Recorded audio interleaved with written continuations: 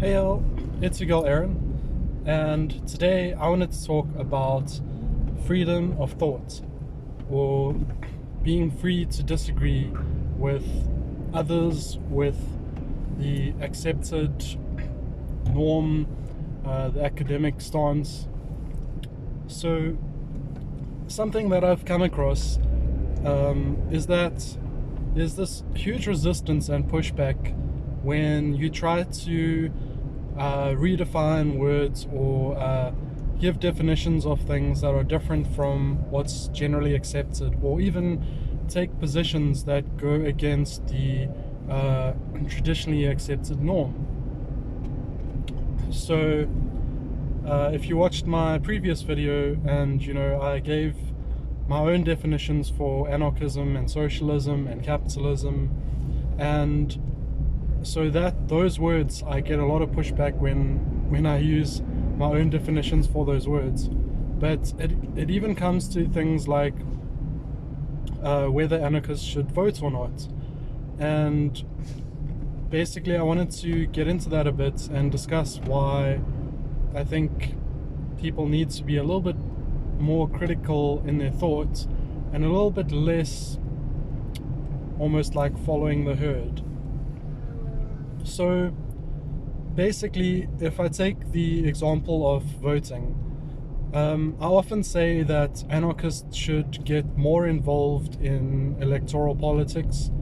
And what I mean by that is mostly to do with being active as a voter yourself, as well as helping other movements or organizations to identify which candidates are best to vote for, encouraging them to vote, and also pushing those candidates to have positions that are further and further to the left.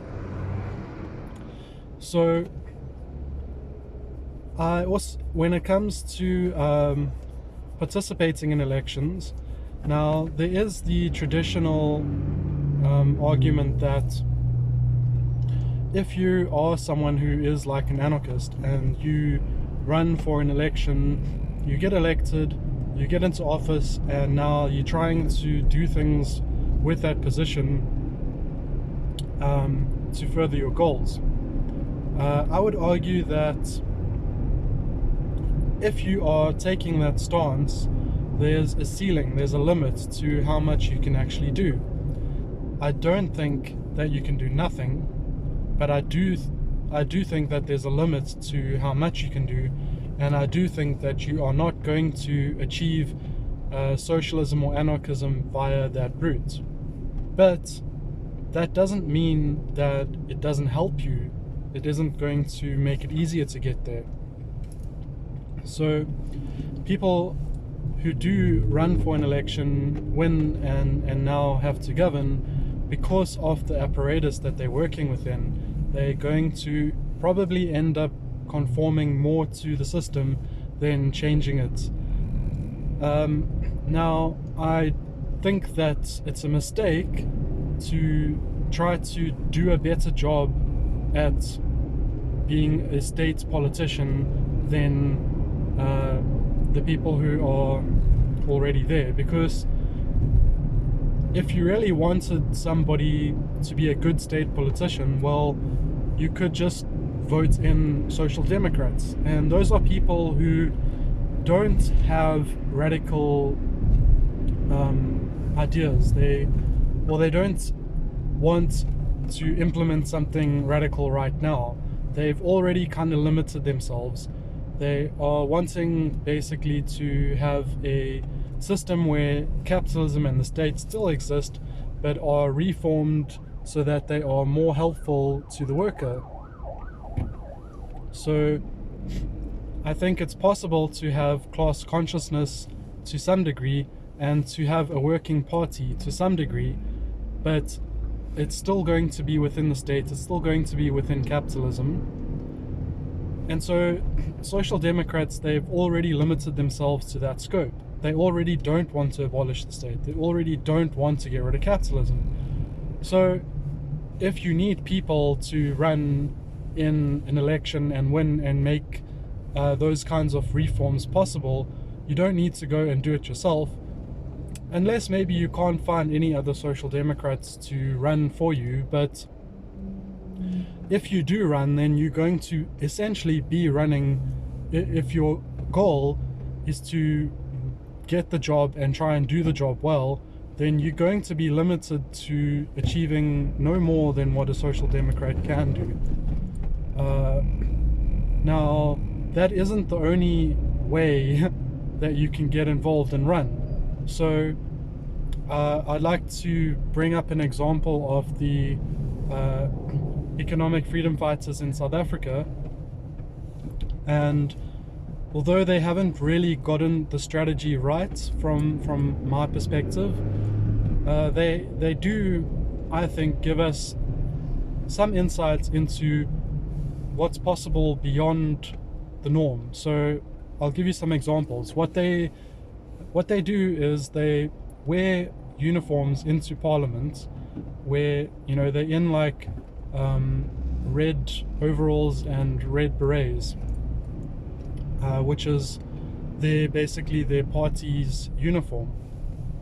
But so I guess that in some ways is an interesting tactic, but more interesting than that, I think, is their engagement in how they do things is quite disruptive. So they, for example, during Parliament, when, for example, a politician is trying to give like a State of the Nation address, they would then protest. They would be in Parliament, so like they have the legal right to be there, but then they would cause a scene, they would yell, they would basically mess up the proceedings. They would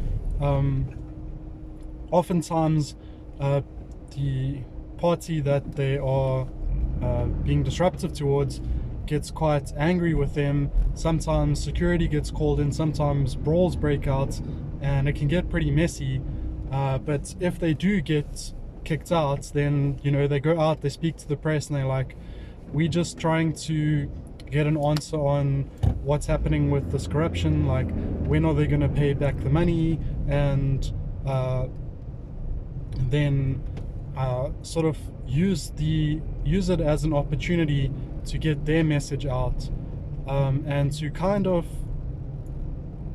throw a bit of shade on the whole establishment, to be like, we don't care about your proceedings, your formalities, we care about change, and if you're not going to allow change to happen, then we're going to make things really uncomfortable for you. I don't agree with all of their positions and priorities and actions. I'm bringing them up as an example of how you can do things in a way that's different. Now, I would say for anarchists, they would actually take that strategy and they turn it up to 11.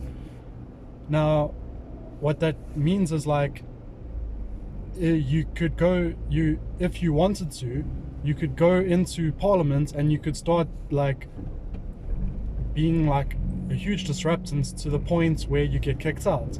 You can go in and start saying like, we need to abolish capitalism, we need to move away from money, we need to decentralize governing. And your point isn't to do a better job of governing. Your point is to get the message out about your positions, and to basically, it's kind of like how you might think somebody might graffiti a message on a wall or over another poster or something like that.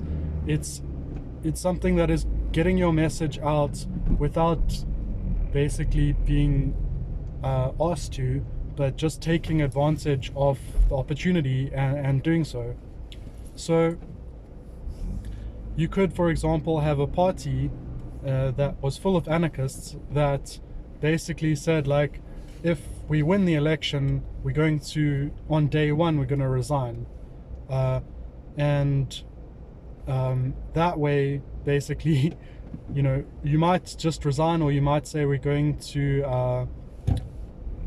only run, like, we're going to endorse like a another party or whatever that is like able, like the Social Democratic Party or whatever, but you can basically abstain from the way things are meant to be. You don't have to follow the rules, basically.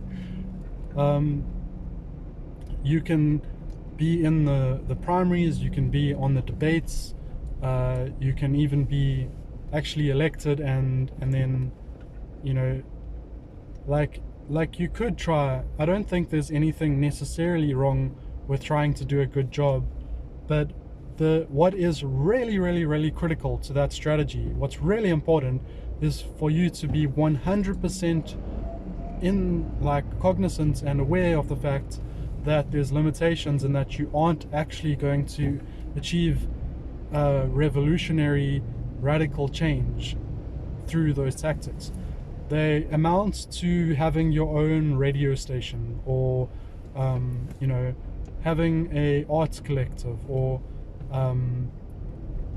having like a radical union that's striking. Like, it's one strategy. It's not, no strike on its own can achieve socialism, but it can form part of a bigger strategy, a multi faceted approach, a diversity of tactics that can contribute towards your goals.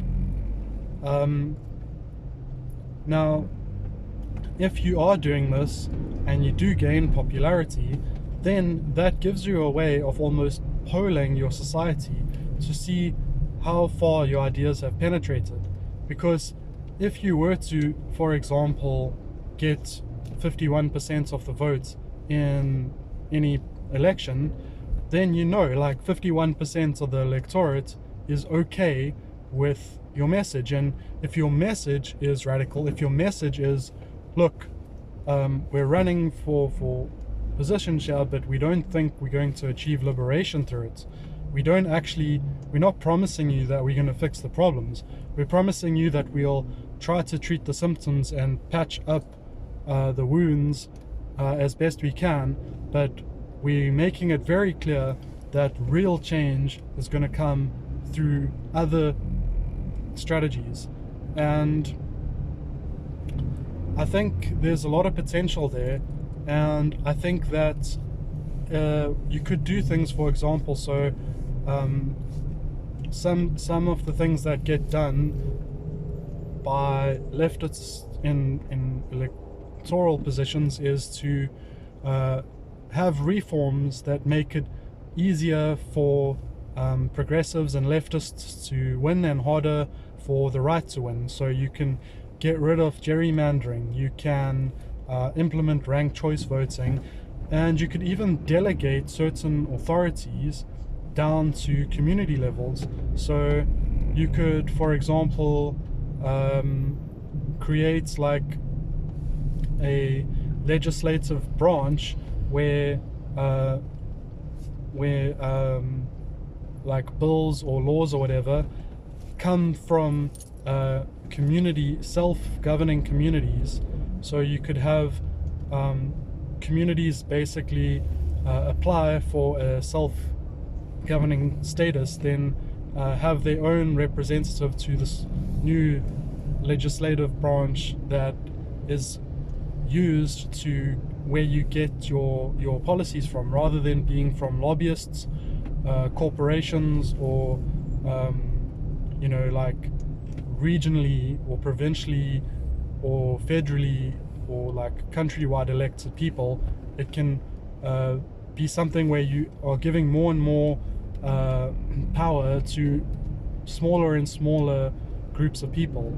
So maybe you can get some kind of law passed that says that a community can choose its own form of policing. Now, again, these strategies are not going to achieve socialism or anarchism. They're not going to get rid of the capitalism or the state, but they can make it way harder for the right to gain power, because the working class, the people who you know, are going to be more and more disenfranchised. if you don't have, for example, ranked choice voting, if you don't have like people, if you haven't stopped gerrymandering, then it's really easy for the right to take power, because it's almost like you have a weak or like vulnerable electoral system. And so yeah, you can give municipalities or communities like legal status to govern themselves in as much ways as possible. You can provide those kinds of opportunities. Now, keeping in mind that it's not going to give you socialism or anarchism, but who benefits more from those kinds of policies? Right-wingers are authoritarian, they are scammers, they are con artists, and so the more power gets centralized, the easier it is for them, because they just need to scam their way into winning one election to gain a whole ton of power. Whereas when the communities are the ones that are in power, well, now they would have to have almost like their own grassroots uprising, and have like each community would have to individually like turn rightwards. They couldn't just be subject to the whims of the larger elections. Okay, so let's see. So yeah, that's basically what when it comes to voting. I think if you have a movement of people, like if you have a huge union or a huge syndicate or a whole collective of people, you all sort of identify as part of a specific movement, and you can convince that movement to vote as a voting bloc, then instead of it being up to individuals to try and make a difference, you can have collective power and be like, okay, we need this amount of votes to get this candidate to win. You would want to promote, social democrats over like right-wingers and fascists, and the same way that unions endorse like presidential candidates, your voting union can endorse people. And so that's a way of influencing what happens. And again, like, what you're trying to do through those mechanics is not to get to the goal of socialism and anarchism. It's always going to be almost like a side project. And people don't like that idea. And really, like, oftentimes when people oppose that idea, they don't actually oppose it based on like the points or the merits of the arguments, or they don't offer like a counter argument. What they do is they say things like, well, this famous anarchist said this thing against voting or running in politics, or these anarchists from history tried this strategy and it failed. And basically they are not actually offering like a counterpoint. They're saying that there's this idea or this concept has already been tried and failed. But then if you actually were, that's a really long trick. If you actually were to take a closer look, you'd realize that, well, the material conditions are completely different. We live in a very different society. Entire generations have lived and died in between when previous attempts were made and now, and oftentimes those previous attempts were done in a not really great way. Like, they weren't really intersectional. Like, for example, they may have fought for some degree of liberation, but not for like complete liberation. They may have wanted to have social democrats in power, but then not want to go further, not want to at the same time be critical of them, at the same time imply that they can't really get you very far. They basically, it's like a vaccine is like, you take like a virus or some kind of like disease that is normally quite difficult for someone's body and their immune system to fight, and then what a vaccine does is it like basically gets like a weaker version of the virus, like a less viable like version of the virus, or even like in like, you know, a smaller amount, and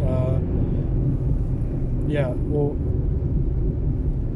or they might even take antibodies, like put the virus in an animal that is I hope they don't always do it this way, but like in the past they may have like given, I know they do that with like scorpion antivenom, where it's like they'll like inject it into like a horse, and then it's strong enough not to really be harmed by it, but it's creates like antibodies or whatever, and then you use that for your antivenom. But basically with vaccines is like you get the weaker version and then you get stronger at fighting against it, and like, so hopefully we don't get completely like vaccinated against. But if you're gonna be trying to do like radical politics, and then you're gonna use like a weakened down, like watered down version of it, and then it fails, and then you're like, oh, this strategy can never work. Like, no, like you're missing the point. Like the weaker version was never going to work anyway.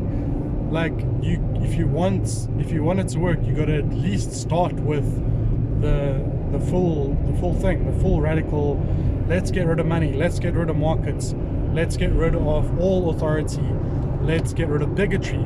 Let's get rid of the patriarchy. Let's get rid of ableism. Let's get rid of racism. Let's get rid of colonialism. Let's get rid of Islamophobia. You basically have to be intersectional, and you have to go the full distance if you want to actually achieve a working socialist and anarchist society. So honestly, like, I wasn't there, but I can tell you something. Like, the arguments for anarchism, the arguments for socialism are just as relevant or even more relevant than they've ever been. And if you do manage to get involved in politics and get social democrats in power, or sort of delegate some of the people in your movement to run as social democrats rather than spending their time on actual revolutionary work, which you can spare to do if you have enough people to do that actual revolutionary work. You can't just do the politics and then you're basically turning yourself into a social democrat. It has to be part of a broader strategy, or if it's not part of the broader strategy, it's not revolutionary. Like, if it's not building towards the real change you need, if that isn't part of the strategy, then the real change is not going to happen, and it's going to remain powerless to help. It's not going to help you get there if there's not other stuff helping you get there.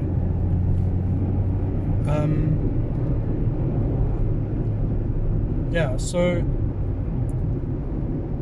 it's curious to me that people don't want to actually think about the actual possibilities. Like, they don't want to try, they don't want to reconsider whether the people that tried it before actually gave it the best shot, or if the authors that they are a fan of actually had 100% everything figured out. What if they had some of it wrong? What if they, I'm not saying we need to try the exact same strategy, but I'm saying that sometimes, if you try to do something and you fail because of some glaring weakness or some fatal flaw in your strategy, that can be fixed, and then the strategy can be tried again. And so, you know, I'm yet to see like an actual like logical counterpoint to why these kinds of diversity of tactics is a bad idea. Just the fact that it can't achieve anarchism and socialism on its own isn't enough to discount the entire praxis, because if it was, then, you know, you wouldn't want to do stuff like propaganda, you wouldn't want to do stuff like protest, you wouldn't want to do labor action. Like, none of the stuff that you would want to do is going to achieve that society on its own anyway. So if your requirement is that it's a silver bullet, well then nothing is a silver bullet. You're never going to get there. That's the whole point of the diversity of tactics. That phrase, that's why it exists, is because you have a diversity of tactics against you, and to overcome it, you need a diversity of tactics to fight against it. Because if you only fight on one front, you'll lose on all the others and lose the battle and lose the war. But if you're fighting on a whole ton of fronts, even if you lose one or two, there's a good chance you still win the war. Now the problem is, if you don't fight on the front of elections, first of all, not voting is the biggest mistake you can make. Because if you're not voting, you're basically saying it's up to everyone else to come up with the best strategy. Like, you are meant to be the ones with the best analysis, and yet you're opting out of participating. So almost by definition, people with less good understanding than you get to make the decision that you could be helping make. Like, that's just logically a bad move. Now, what you should be doing is you should be helping the people with a less well understanding to know who the best candidate is and pull them onto that candidate, because it'll be better for everyone else if that candidate gets elected. So voting is quite important. Now, if voting is all you're doing, it's meaningless. Again, people think just because I say anarchists should vote that I mean anarchists should only vote. And it's really difficult. Like, I might sound like a broken record that I keep trying to refute the same point over and over. But even though I've refuted it this many times, it's still going to be what people keep saying to me, because of what I'm trying to say is that people aren't actually wanting to think critically. They have the dogma, they have the traditional take, and it's almost like an academic way of thinking. It's like they aren't actually being political philosophers, it's more like they're being political theologians. They're trying to expand upon some canon idea instead of trying to internalize concepts and come up with their own new ideas. And so when it comes to things like authors and stuff, like, it is true that in academics, specifically academics, what people love doing is taking something that's already been done and building upon it. And it's almost like if you come out there with your own theory, unless you have a way of proving it through evidential facts and stuff, you will just be completely written off if it's not based on someone else's work.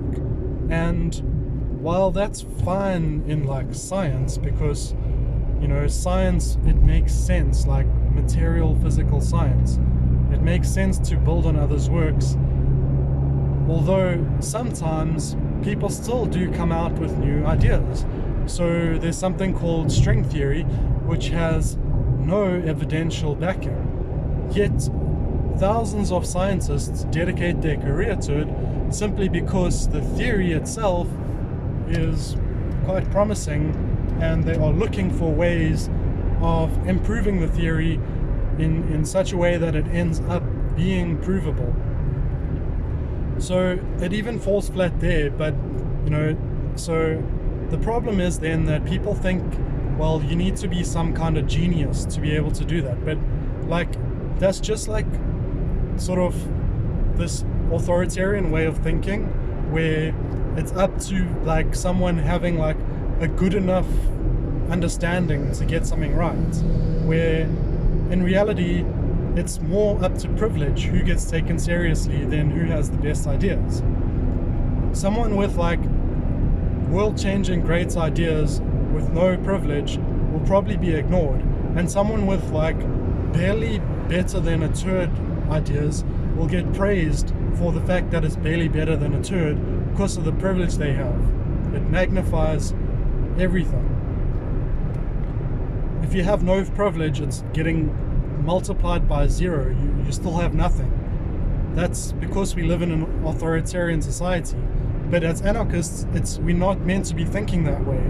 We're supposed to be thinking critically, and we're supposed to be assessing things on their merits and not on whether they already have adoption, or whether someone of privilege is saying it, or whether lots of people already think it, or XYZ anarchist organization thought this, or ABC anarchist author said this.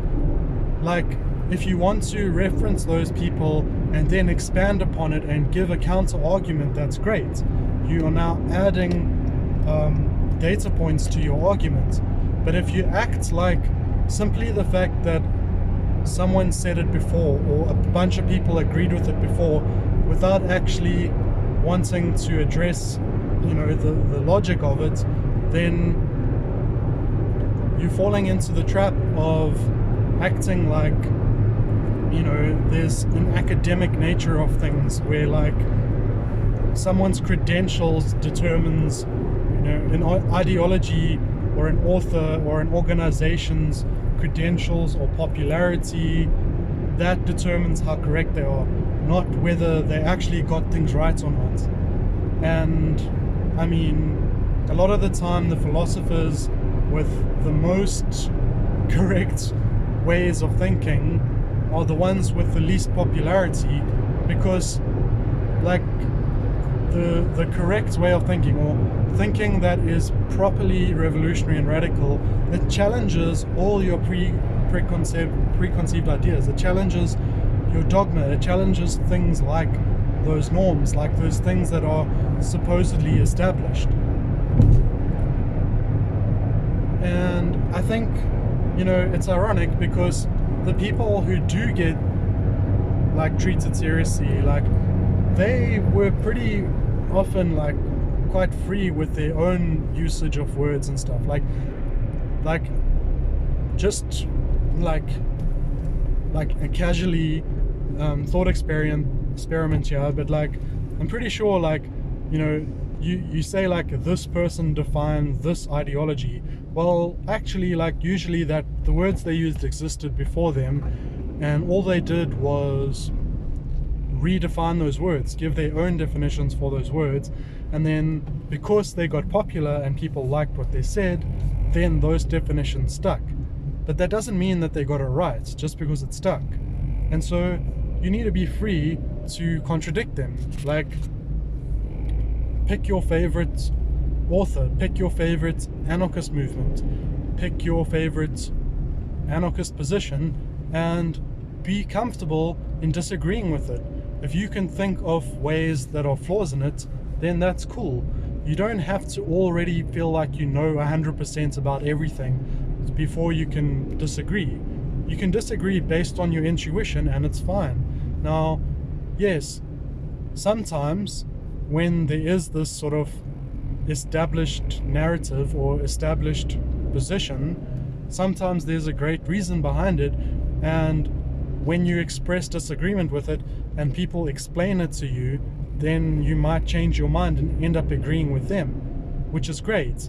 But they should be doing that based on addressing your intuition. So if your intuition tells you that, like, there's no downside to getting involved in elections if, importantly, if you are 100% not trying to actually achieve anarchism or socialism by it, but are just doing it as a disruptive way of basically fighting back and gaining a foothold, and then your actual revolutionary work is going to be taking place somewhere else.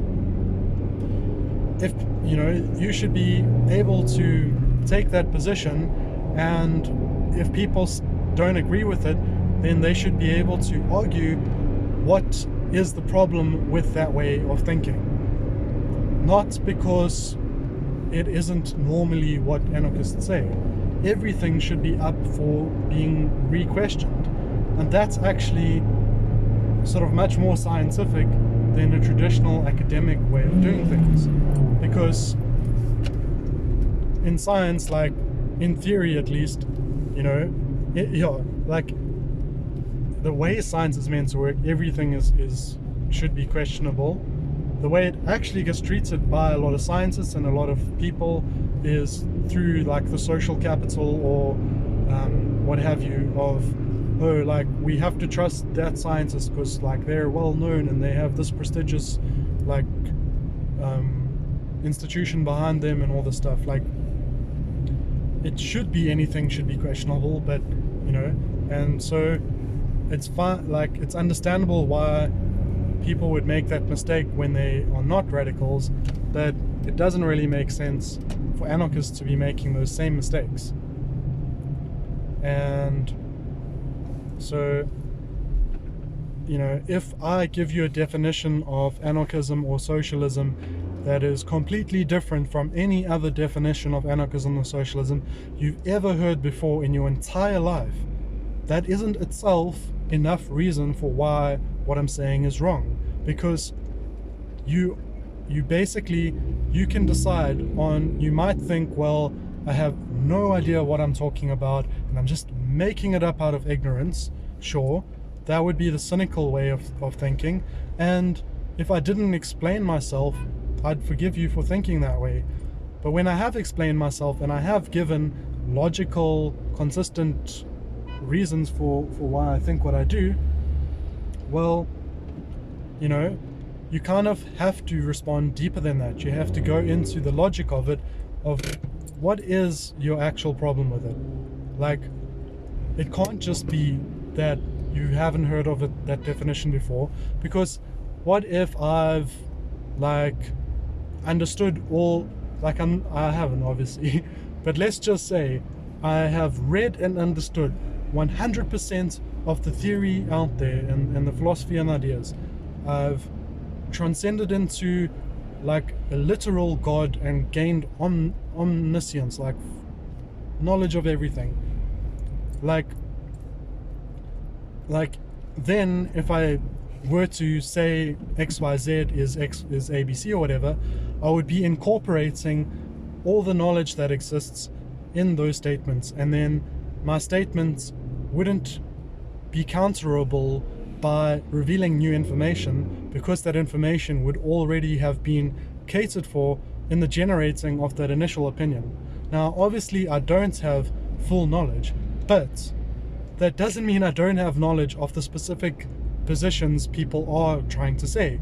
So for example, when people don't like me saying capitalism is an umbrella term for all exchange mode economies, you know, they might present to me the information that, well, capitalism is technically the system that came after feudalism, and this is what scholars say, and everybody thinks that's what it means, because I already know that, and I'm including it in the umbrella term. I'm saying, yes, capitalism is the latest iteration. That's why it takes the umbrella term. If we moved away from capitalism, if the entire society stopped doing capitalism as we know it and started doing mutualism, for example, then if that became what everyone knew, and generations went by, like hundreds of years of people living and dying under that system, and that was what people thought of as the norm, and saying anything other than mutualism was possible got looked on with skepticism, well then I would say let's use the umbrella term mutualism, because that's what people know. It's relevant to them. When you say the word, they think of the system, and you got going. Now the only way my argument falls apart is if you can prove to me that all these different exchange mode economies don't have that fundamental similarity, don't have, for example, capital or ownership of things to exchange. If if you can prove to me that all of those ideologies don't share that as a common core driver for the economy, then yes, now suddenly it's wrong of me to include ones that do and don'ts under the same umbrella. But if you're not doing that and you're just opposing it because it doesn't fit existing definitions, then you're missing the point. You're missing the point that it's possible for scope to increase, for definitions to get broader. If we realize that, if we realize that something is applicable in more places than just one, then, we can refer to all those different places together. We don't have to treat them individually as if they aren't connected. So basically that's what I wanted to say, and I just think it's important for people to not get dogmatic. And like that's, for example, when we talk about things like being LGBT, well, I've talked about it before, but I really don't like those terms. I like the term queer. I identify as queer, and technically I'm transgender, and technically, I experience being not straight, basically, but the labels L, G, B, and C for me are problematic. And so people have built their entire identities around these words. They've built their personality and their personal identity around the social constructs of identities of sexuality, like L, G, and B, implying that sexual attraction to gender, and that's just not how humanity works. That's not how attraction works. You can be attracted to someone before you even know what their gender is. So obviously what you're actually being attracted to isn't their gender, it's everything else that makes up that person. And while you might be able to put a broad term on something you're attracted to, it would have to be things that are actually visible, or things that you can identify from sight almost, or because that gender you can't. Two people might look exactly the same and be of different genders. So how could you they might have the exact same personality, the exact same interests, the exact same values, the exact same appearance, but different genders. How could you possibly be attracted to one and not the other? And that's basically elevating gender beyond what it is. It's turning gender into more than gender in order to say things that wouldn't make sense if you left it as just what it is. So, I think it's fine for us to say, look, there's problems in those identities and we shouldn't be using them. And, people who are able to think critically, they can still disagree with that, but they disagree with it based on actual reasons, not because of who it's going to offend, or the history that you are leaving behind, or how many people use that identity, or how many scholars and academics and papers have been written about those identities. And all that stuff is fluff. What are the actual what does it mean when you say you have attraction to a gender? What are you actually communicating to people? Because we got to deconstruct this stuff if we want to fix it. And if you can't even challenge the norms, then you're never going to be able to fix what's wrong with them. And if you think there isn't anything wrong with them, that's quite a claim, and you need to actually defend that position, not based on a appeal to authority, appeal to consensus or whatever. You need to argue against it based on reasoning, logic, and evidence. And yeah, so Basically, dogma is really bad, and people get really religious, and it's really funny when they do it about anarchism and socialism, because those are meant to be ideologies based on critical thought and material analysis. But people don't, I guess it's easier to just sort of learn the theory and just know, like intellectually know things, but not actually understand them and not actually know how the different pieces fit together. And so if someone rearranges all the pieces and presents them to you in a new shape, well, if you don't recognize how the pieces fit together, then you're not going to recognize the shape, and you're going to be like, whoa, no, that's not, that can't be the same like component parts, that can't still be like cohesive. Where if they actually understood how it all worked, they could tell that it still contains all the same parts. It is just rearranged into, hopefully,